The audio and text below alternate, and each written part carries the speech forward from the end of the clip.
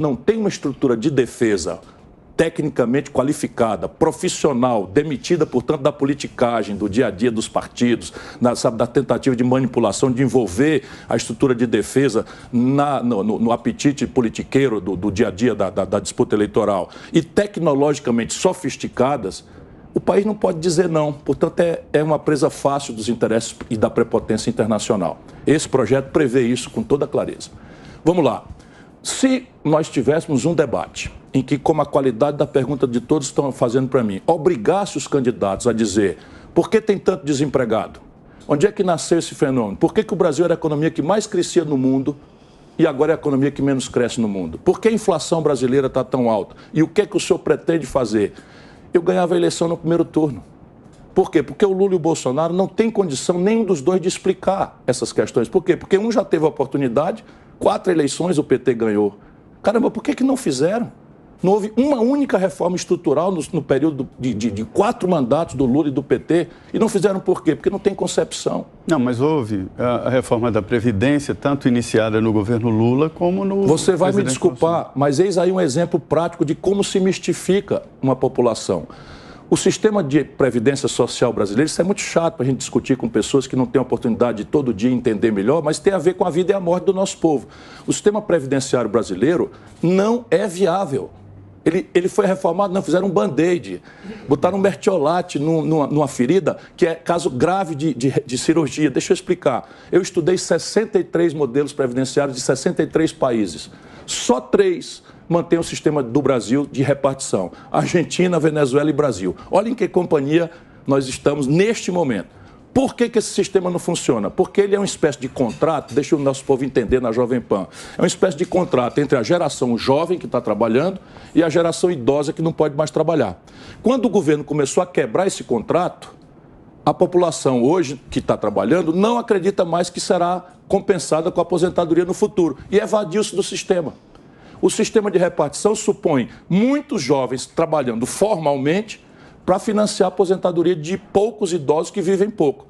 Ora, quando nós montamos o sistema, tinha 8 pessoas trabalhando para financiar a aposentadoria de um brasileiro que só vivia até os 63 anos. Hoje, meu irmão, nós temos menos de 2 trabalhadores ocupados, em média, para financiar a aposentadoria de um trabalhador que está com expectativa de vida de 73 anos. Ou seja, a mais brutal informalidade, que atinge 70%, números redondos, né, aproximadamente, da força de trabalho, ou seja, quebrou a fonte central de financiamento, que é a carteira assinada, e uma demografia que está envelhecendo. O nosso povo está apanhando tanto, a crise é tão severa, que nós estamos envelhecendo numa velocidade muito maior do que os países que mais rapidamente envelheceram. O Japão levou 120 anos para ter 1/3 da sua população com mais de 70 anos. O Brasil levou 30 anos. Ou seja, nós precisamos fazer outra previdência social e discutir isso que eu acabei de falar aqui.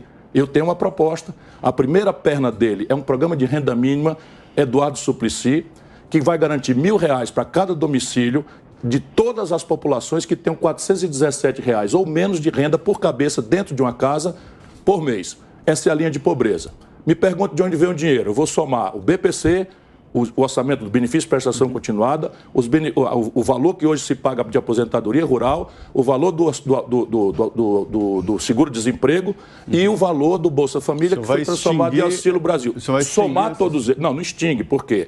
Porque aqui eu vou apurar a renda. Se o auxílio, o auxílio-desemprego, se ele for R$1.000 e for só uma pessoa, ou um salário mínimo e for só uma pessoa, fica o auxílio-desemprego, percebe? Agora, se for um pai de família desempregado com 3 filhos ou uma mãe, aí os R$1.500, vamos supor, dividido por 4, está menos de 417. A gente entra e complementa. É um trabalho bem imaginoso. O orçamento é a soma desses valores que estão sendo transferidos apenas para melhorar a renda que garanta mínimo de R$1.000 por domicílio, mais um tributo especial com alíquota muito moderada sobre as grandes fortunas. 0,5% apenas a 1,5% sobre os patrimônios maiores de R$20 milhões. Vai fugir dinheiro? Não, não foge, porque se eu regular o IOF das transferências para o estrangeiro, que hoje é 0,38 de alíquota, para 0,51, fica mais barato você pagar. E é muito moderado, só atinge 58 mil contribuintes. Mas com esse desenho, eu extingo a miséria no Brasil. E as pessoas têm todo o direito de duvidar, mas é assim que o Brasil pode fazer. Aí você diz, quanto vai custar isso? Algo ao redor de 300 bilhões de reais. Nossa, é muito dinheiro. Pois bem, nos últimos 12 meses o Brasil tirou do mesmo bolso 500 bilhões de reais para pagar juro para banco. Sabatina com os candidatos à presidência da República. Hoje recebemos Ciro Gomes aqui no Jornal da Manhã. Agora, candidato, eu queria fazer uma pergunta que vai na linha do que o Roberto Mota perguntou. A gente tem visto um acirramento das tensões, especialmente entre o Executivo Federal e o Poder Judiciário, sobretudo cortes superiores, leia-se STF. Tem esse caso que ganhou muita repercussão, essa ação da Polícia Federal, que foi autorizada, solicitada pelo Supremo Tribunal Federal, e muitos especialistas ouvidos pela Jovem Pan criticaram a maneira como essa operação aconteceu e se deu. Pois bem, é importante lembrar que, caso o senhor seja eleito, o senhor poderá indicar 2 nomes para o Supremo Tribunal Federal e também poderá nomear mais de 30 juízes de diferentes cortes, STJ, TSE e por aí vai. Qual é a ideia do senhor? Que tipo de critério o senhor vai adotar para indicar essas pessoas, esses profissionais? O senhor pretende mudar um pouco a cara do judiciário naquilo que for possível? A política, meu caro Daniel, é uma obra humana. Então, às vezes, as pessoas imaginam que existe alguma instituição ideal, não é, que imunize a falibilidade, a capacidade de falhar das pessoas. Essa instituição ela não existe. Então, como é que a humanidade se protege disso? Eu chamo sempre a atenção às melhores práticas internacionais. Nosso país é jovem à luz da experiência europeia, da experiência chinesa, enfim, e cada qual tem sua história e suas instituições. A nossa história é muito referida ao mundo europeu, teoricamente, Montesquieu, espírito das leis, que elaborou essa ideia de tripartição dos poderes, e na prática, os americanos. Portanto, eu considero que, não havendo uma solução ideal, o ideal é que a gente replique entre nós a sabedoria constituinte que está na nossa lei e que não tem sido cumprida à luz do mérito mesmo. Os protocolos até têm sido, mas a lei não é um protocolo, a lei é um valor que protege. O que diz a Constituição? É que a Suprema Corte é exclusiva a cidadãos com uma certa idade, 35 anos é o mínimo, e que tenham reputação ilibada e notório saber jurídico. Ora, o que tem acontecido no Brasil nessa governança política trágica que eu estou tentando denunciar? Nós temos visto presidente após presidente, bandeira vermelha, bandeira encarnada, bandeira azul e amarela, falando de PT, Bolsonaro e Lula, estão mandando os amigos. Estão mandando os amigos, que nem sempre respondem aos 2 requisitos. Percebe? Não me peça para ser indelicado como professor de direito. Por quê? Porque nós temos aqui um curto-circuito que nós temos que evitar a todo custo. Qual é o curto-circuito? Dizia o velho Rui Barbosa, um dos maiores juristas da história brasileira, que o Supremo Tribunal Federal é o poder que tem direito de errar por último. Por quê? Porque senão é o caos. A gente pode, deve, tem direito de criticar a qualidade das decisões, mas temos que acatar. Porque senão onde é que vai parar? Vai parar na selvageria e na força, na violência, que é tudo que nós temos que banir, como ela está aí matando pessoas inocentes. Então veja, nomear pessoas com reputação ilibada, o Senado Federal que faz o filtro disso também não pode fazer aquilo que tem acontecido, sabe? Réus ou potenciais réus aprovando ou desaprovando ministros que, por sua vez, às vezes interferem no processo político partidário brasileiro, como está acontecendo hoje. Aconteceu recentemente no Ceará que uma decisão judicial acatada, porque é assim que se comporta, mas eu tenho que dizer da minha indignação. Tomaram o PSDB do fundador do PSDB, Tasso Gereissati, sabe? Para atender um tráfico de influência absolutamente inexplicável. Então, veja, essa é a minha posição. Respeito e acatamento às instituições. A última palavra, ainda que seja para errar, é da Suprema Corte, porque é assim que funciona o Estado de Direito Democrático. E vamos tentar aperfeiçoar isso, restaurando a autoridade da presidência da República. Se você tem um presidente da República com filho, sabe, envolvido em corrupção, como lá atrás o Lula e agora o Bolsonaro, sabe, você não tem autoridade para encarar um judiciário que extrapole eventualmente suas atribuições. Estamos recebendo o candidato à presidência Ciro Gomes aqui no Jornal da Manhã. Ciro, o senhor está na política já há muitos anos, né? Foi eleito governador do Ceará em 90, muito tempo se passou já, né? O senhor recentemente falou que a corrupção tem nomes responsáveis que precisam ser punidos. Desses anos para cá, a corrupção no Brasil diminuiu? Ainda existe? Lula Foi correta a prisão dele ou a soltura? E quando Jair Bolsonaro se orgulha dizendo que o seu governo não tem corrupção, ele acerta? Quais são esses mecanismos que permitem no país essa roubalheira na política? A impunidade. Porque corrupção, a gente tem que também ajudar o povo brasileiro a não sofrer mais do que já está sofrendo. A corrupção é uma inerência da obra humana. Então, quem, como o Bolsonaro, promete que vai acabar com a corrupção ou anuncia que acabou com a corrupção, está faltando com a verdade. Por quê? Porque não existe essa possibilidade na obra humana. A obra humana é falha. Você tem países europeus, países, a Europa, o Japão, enfim, onde acontece a falha. O problema do Brasil é a generalização e a transformação da corrupção numa ferramenta central do modelo de governança política do país. E isso é garantido pela impunidade. Então você diria, com a minha vivência de 42 anos, a corrupção no Brasil só aumentou. Só aumentou. Então, agora a rivalidade trágica, eu não gostaria de entrar nesse campeonato como juiz, sabe? Eu não quero ser melhor do que ninguém, apenas eu me comporto. 42 anos de vida pública, nunca respondi por um processo, nunca. Nem assim, foi processado injustamente e foi absolvido. Nem isso aconteceu na minha história. Isso nada mais é do que a minha obrigação, mas eu me apresento com autoridade moral para falar dessas coisas, inclusive com essa generosidade. As pessoas são falhas, a gente peca. Então é preciso que as instituições, e não o negócio de salvador da pátria, isso me aponta a resposta prática da sua pergunta. A corrupção no governo do PT foi, como eu lhe disse, transformada numa ferramenta central do modelo de governança. Eu vi isso por dentro, eu era ministro do Lula, percebe? Eu fui chamado, tendo sido candidato contra ele, fui chamado para ajudar, e como eu fiz lá atrás, ajudei a fazer o Plano Real. Eu quero ajudar o Brasil, e depois que eu vi que eles se corromperam, eu me afastei. E não me afastei em segredo, eu denunciei, fui processado pelo Michel Temer, fui processado pelo Eduardo Cunha, sabe? Denunciando essas coisas. Eunício Oliveira me fez 60 processos, todos por dano moral, porque eu denuncio. O Lula deu R$1 bilhão de contrato sem licitação na Petrobras por Eunício Oliveira. Com quem que o Lula está hoje? Com o Eunício Oliveira. Percebe? Nós vimos chocados, especialmente imagina na cabeça de um jovem, sabe, pobre, com vontade de consumir o tablet, o celular, o smartphone e não ter dinheiro, o pai e a mãe faltando comida em casa, liga a Jovem Pan e aí vê aquela mala de dinheiro, 51 milhões, te lembra? Né? A fotografia do Gedel e tal, com aquela fotografia, isso destrói a confiança da população na linguagem da democracia, que é a política. Sabe com quem o Lula está agarrado hoje? Com o Gedel Vieira Lima. Percebe? Isso não é possível. Aí diz, não, mas o Bolsonaro, ora, o Bolsonaro foi eleito como um protesto contra essa percepção da população brasileira correta de que a corrupção virou um elemento orgânico ao modelo de poder do PT. Porém, infelizmente, o Bolsonaro rendeu-se, se acertou com essa mesma gente. Chega a ser caricato. Vamos pegar aqui, Roberto Jefferson. É caricato, as pessoas nem sequer conhecem, mas olha no Google, meu irmão. Roberto Jefferson fez o discurso de defesa do Collor na sessão do impeachment. Era o agressivo defensor do Collor. Aparece no escândalo do Mensalão, o Lula deu os correios para ele roubar e detonou o escândalo do Mensalão. E agora aparece preso porque defendeu agressivamente o Bolsonaro.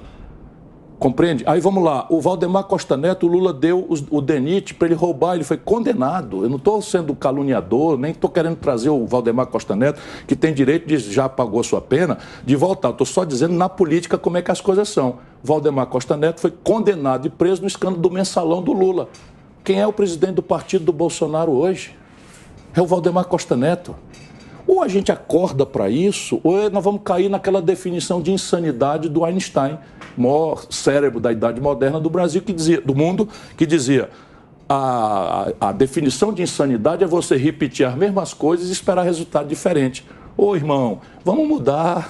Mas o Lula mereceu ser preso ou o Moro foi parcial e a Lava Jato abusou dos seus poderes? Se você olhar as responsabilidades do Lula na generalização da corrupção, evidentemente o Lula tem responsabilidade a ser paga na coisa. O que aconteceu no Brasil?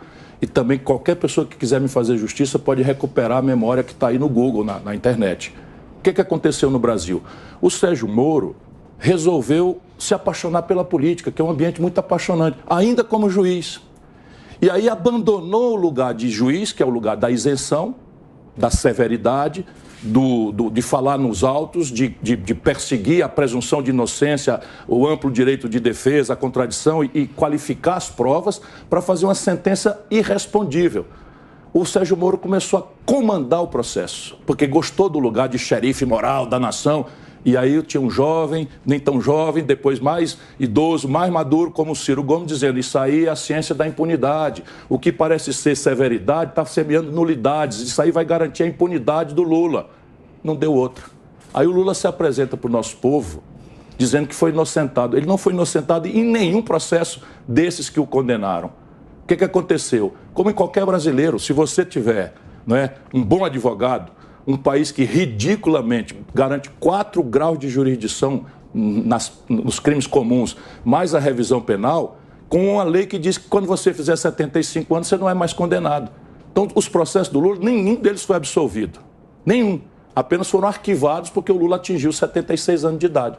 Mas quem semeou a nulidade, os erros dos processos que deixaram esse processo todos prontos para serem anulados, foi o Sérgio Moro. Portanto, sim, ele é o responsável pela generalização de corrupção que nós percebemos. Mas não, ele não teve o devido processo legal. Por que eu falo isso? Eu sou profeta? Não. Mesma coisa, Operação Satyagraha. Vejam no Google. Operação Castelo de Areia, vejam no Google. Então você pega o procurador da República Valentão, o delegado de Polícia Federal Valentão, o juiz moralizador, que vai ser o único que vai resolver a impunidade no Brasil. Resultado, a gente se diverte ali 3, 6 meses, 1 ano. Quando a novela perde a graça, tudo é anulado e os criminosos são garantidos na sua impunidade. Sabatina com os candidatos à presidência da República. Hoje recebemos aqui nos estúdios da Jovem Pan News, Ciro Gomes. E agora mais uma questão, mais uma pergunta do comentarista do Grupo Jovem Pan, Roberto Mota.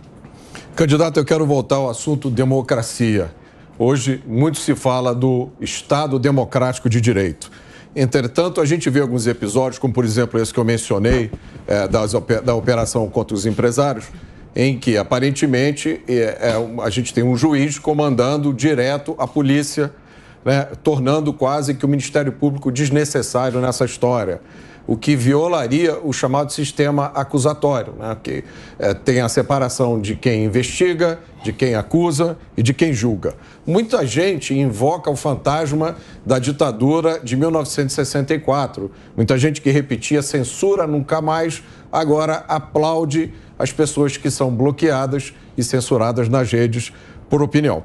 O senhor foi a menos que eu me engane, o senhor foi do PDS, que era a antiga Arena, um partido que dava sustentação ao regime militar de 1964. O senhor também participou recentemente da leitura da Carta Testamento de Getúlio Vargas como parte de uma série de homenagens. Mas Vargas foi um autocrata que chegou ao poder através de um golpe em 1930, deu outro golpe em 1937 e implantou no Brasil uma ditadura de inspiração fascista, que era o Estado Novo. O Vargas ficou, no total, 19 anos no poder e preferiu cometer suicídio do que deixar o poder. Agora, Vargas ainda é, para a esquerda brasileira, uma fonte de inspiração, uma fonte de ideias. Por que o senhor acha que a esquerda brasileira, que pelo menos nas palavras condena tanto ditadura, fascismo, autoritarismo, por que essa esquerda hoje está aplaudindo uma nova forma de censura e por que essa fixação com Getúlio Vargas? Bom, eu não pertenço a essa esquerda que aplaude ditadura. Pelo contrário, se me fizer justiça, eu combato o combate em favor das liberdades, das franquias democráticas, desde que entro no movimento estudantil, ali no período dos anos 70. Eu, de fato, me filiei ao PDS na véspera das eleições de 82 por uma circunstância muito local, muito particular, e não é uma coisa que me honre, mas eu apenas explico humildemente. Não foi uma adesão ideológica, é que impuseram, naquela época, o sistema de vinculação de votos. E o meu pai era prefeito em Sobral, de maneira que para votar num vereador, ou num deputado, ou que eu era candidato a deputado, ou no prefeito sucessor do meu pai, nós tínhamos que votar no mesmo partido, senão o voto era nulo.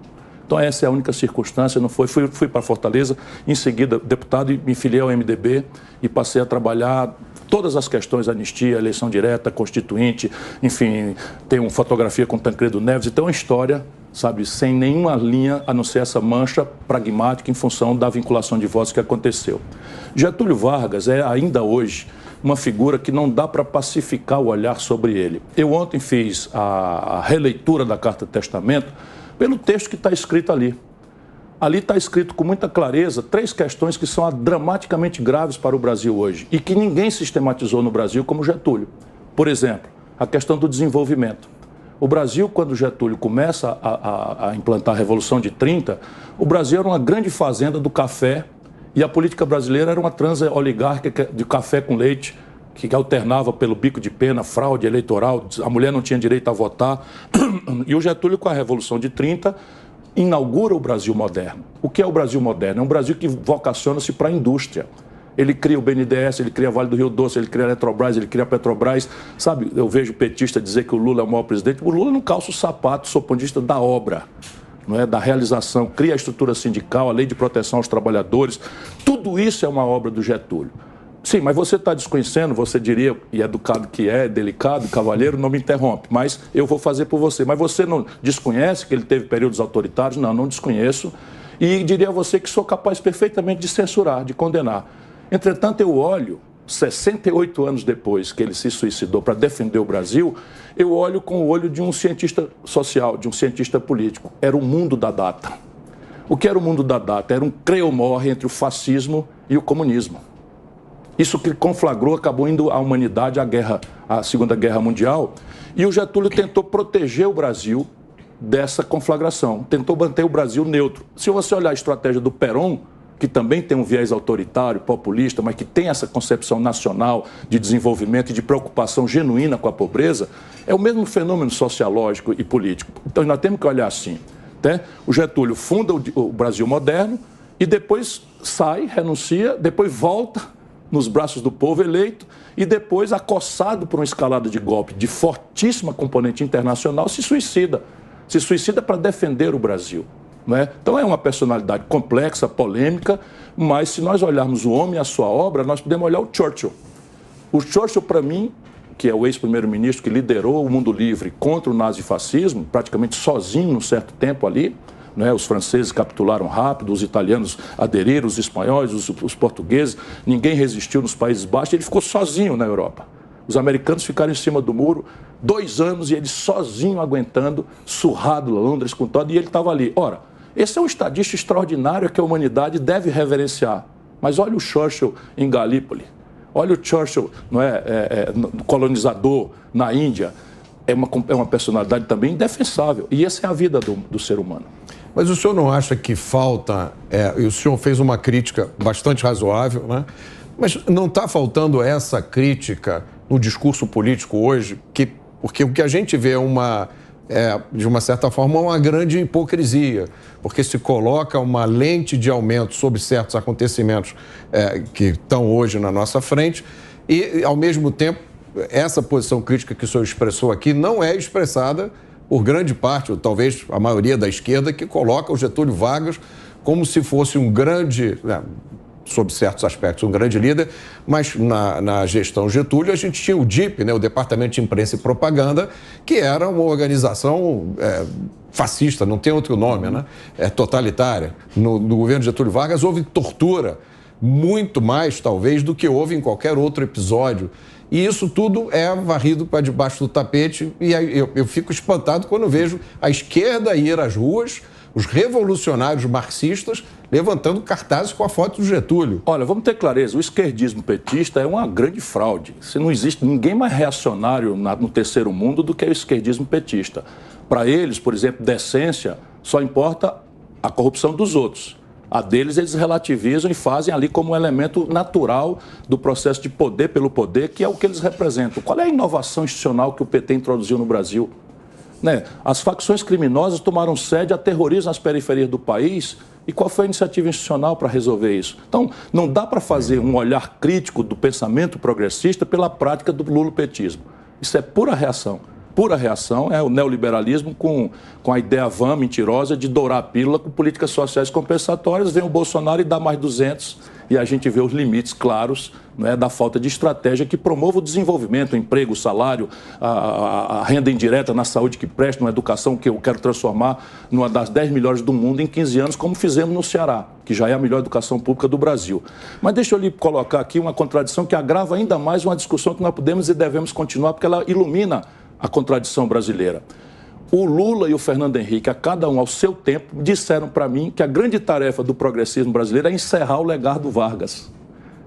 Ambos me disseram em ocasiões distintas. Talvez pela coisa da centralidade de São Paulo, porque o Getúlio, ainda que tenha ganho as eleições de São Paulo, o Getúlio liderou a repressão a 32. E isso ainda é uma chaga muito, muito doída para muitas pessoas nesse país. Mas esse é um assunto que a gente tem que aprofundar em outra ocasião. Estamos recebendo Ciro Gomes, candidato do PDT à presidência da República, na sabatina da Jovem Pan News. Agora seguimos com perguntas, né? Amanda Klein. Ciro, eu tenho a impressão que qualquer presidente, seja eleito agora em 2022, vai ter muita dificuldade em governar a partir do ano que vem. Eu falo isso por uma série de motivos. Você, por exemplo, não tem alianças, né? Tá só com o seu partido, o PDT. Se chegar ao Congresso, propõe fazer uma série de plebiscitos, renovar o Pacto Federativo, ter uma aliança, formar uma aliança tácita com governadores e prefeitos, porque sabe que é muito difícil negociar com esse Congresso. E ainda é um Congresso que vem sendo empoderado nos últimos anos por uma série de emendas impositivas de bancada individuais e agora com orçamento secreto. No ano que vem vai chegar a 19 bilhões de reais. Nesse tempo, desde que você saiu, desde que você saiu do Congresso, seu último mandato de deputado federal acabou em 2011, o poder do presidente da Câmara aumentou demais. Talvez seja hoje a figura mais poderosa da presidência da República, do nosso presidencialismo. Como governar com essa configuração, com essa correlação de forças? O que o orçamento secreto representa para você? Você fala que vai acabar com o orçamento secreto. O presidente da Câmara disse que isso não vai acabar. Isso não é a vontade do Congresso. No primeiro dia. Como? É simples. Como você vai governar? Como você vai dar essa governabilidade quando você fala em plebiscitos? O Brasil não tem uma tradição de plebiscitos. Plebiscitos sobre quais temas? Explica de uma forma prática como empregar todas essas ideias que você propõe. Primeiro, Amanda, essa é uma pergunta central. Deveríamos todos fazer um acordo de inteligência histórica de que este modelo é a ciência da eternização da crise e do seu aprofundamento trágico. Eu vou repetir. Collor, Fernando Henrique, Lula, Dilma, Michel Temer e Bolsonaro governaram com essa gente. 2 caçados, 2 presos e 1 desmoralizado. Não escapou nenhum. Nenhum. Ou seja, esse modelo é a certeza de uma crise eterna e que está desmoralizando a estrutura política brasileira e com ela a democracia. A ameaça à democracia não são os arroubos retóricos do Bolsonaro. É a absoluta, fracasso da democracia na vida do nosso povo.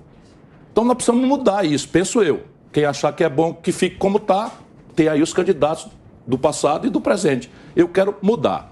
E eu sou obrigado, 42 anos de experiência, ex-deputado de oposição, ex-deputado líder de governo, ex-prefeito que manejou Câmara Municipal, ex-governador que manejou a Assembleia Legislativa, ex-deputado federal mais votado do país proporcionalmente. Eu só estou apresentando o meu currículo para dizer que eu não sou nenhum poeta marciano que não compreende a complexidade. Apenas eu acho que tenho a chave de mudar. Não é que seja fácil, mas eu vou propor uma mudança a partir da qual o Brasil muda. Como é a mudança? Primeiro, tentar, como eu estou tentando fazer agora, transformar a minha eleição numa eleição de ideias. Eu estou propondo concretamente um novo modelo previdenciário, um novo modelo tributário, um novo modelo de educação pública, uma política de rendas e de proteção e erradicação da pobreza, dizendo de onde é que vem o dinheiro, quem é a categoria que vai pagar imposto. E estou fazendo. Se as pessoas votarem em mim, vão votar em mim e nas minhas ideias, porque elas serão criticadas. Agora a onda da petezada é dizer, dado que não fizeram nada, é inviável. Então pronto, o pacto de mediocridade é deixar o Brasil como está. Cada proposta minha é absolutamente praticável, com os números, com todo, e eu estou desafiando os meus opositores. Venham para o debate. Por que fogem do debate? Por que não comparecem a uma sabatina como essa? Me pergunte como é que eu vou resolver o problema de 66 milhões e 600 mil pessoas que estão inadimplentes, humilhadas no SPC. Eu tenho propostas concretas. Então, se eu for eleito, começa a mudar sim. Eu vou eleito eu e as minhas ideias. Portanto, é um plebiscito que diminui muito a distância entre um presidente que quer reformar o país e um Congresso que não é propriamente corrupto, tem lá seu lado corrupto, mas o Congresso brasileiro é um Congresso de interesses locais, municipais, em que o bom deputado não é o que julga corretamente as grandes questões do Brasil, mas o que leva uma casinha, uma casa popular, um posto de saúde, é da nossa cultura política. Nós não somos o Parlamento Europeu, percebe? E eu conheço isso, não tem problema nenhum de prestigiar deputado. Então, a segunda ferramenta, propor nos 6 primeiros meses. A experiência indica, se o Fernando Henrique não é? Tivesse dito, está aqui a reforma que o país precisa e isso é essencial para manter o real, tinha passado tudo. Não propôs nada. Qual é a concepção que o Lula propôs e que o Congresso não deixou passar para a gente botar a culpa no Congresso? Não propôs nada. Aderiram ao status quo, aderiram ao conservadorismo e passaram a distribuir migalhas do banquete de privilégio em que se transformou o Estado brasileiro. 6 pessoas acumulando a renda dos 100 milhões de brasileiros mais pobres. Então, propôs a ideia, propôs nos 6 primeiros meses. Agora vem a chave da mudança. Negociar é preciso. Portanto, você, irmão, que votar em mim, vote num deputado federal que tenha compromisso com as minhas ideias. Vote num deputado federal do PDT ou de outro partido que tenha compromisso com esse conjunto de ideias. Isso muda. Se eu for eleito, suponha, eu vou arrastar aí 50, 60, 70 deputados. Já diminui completamente, que é a história do Brasil. Nenhum presidente, nem o Lula, nem o Bolsonaro, tem mais do que isso. Nenhum. Na história e contemporaneamente. Portanto, todos nós seremos obrigados a dizer como vamos negociar. Qual é o que os dois fizeram? Se renderam à corrupção, à fisiologia, ao clientelismo. Eu não. Eu vou fazer o seguinte, vou fazer os governadores e prefeitos do Brasil virem em mediação com os deputados essa nova reforma que será feita em 6 meses. Como é que isso vai ser obtido? Hoje os estados e municípios estão colapsados. Agora, com essa renúncia de imposto que o Bolsonaro promoveu para conservar o maior escândalo de corrupção da história da humanidade, que é a política de preço da Petrobras, os estados perderam 20 bilhões de reais de educação, saúde e segurança. Então, em 23, os estados vão estar quebradinho da Silva. Eu ofereço a eles uma reestruturação dessa dívida. São 600 bilhões de reais, 80% disso São Paulo, Rio, Minas e Rio Grande do Sul, que estão quebrados, que são arroz de terceira e vergados politicamente e tal. Eu vou reestruturar essa dívida e eu com isso deixo 15%, entre 12% e 15%, a receita que cada estado desse adquire, que está mandando para Brasília, na mão dos governadores e prefeitos para compensar a austeridade que eu vou implantar na gestão do orçamento.